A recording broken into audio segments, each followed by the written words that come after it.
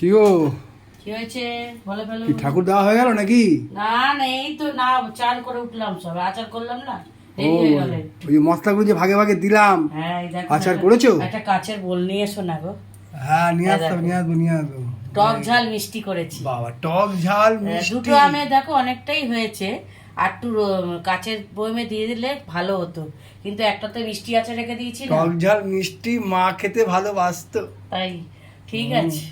আর আজ কপি আলুর তরকারি করেছি।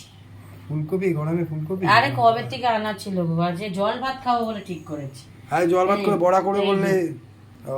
ফাটিয়ে এটা ফাটিয়ে কিন্তু রেখেছি। এটা কিন্তু মিথ্যা বলবো না, এটা তুমি ঠিক মায়ের মতো করো একদম। যাক, একটু শোনা হলেই হ্যাঁ। ভালো বাবা। আর কিছু করি নেই, যে আলু ভাজা আজকে ঠিক আছে, আমার ঠিক আছে। বামদেবের অন্যটা দিয়ে আসি। ঠিক আছে, ঠিক তারপরে আছে, ঠিক আছে, তুমি একটা কাচের বোম এনে দেবে আজকে আমাকে।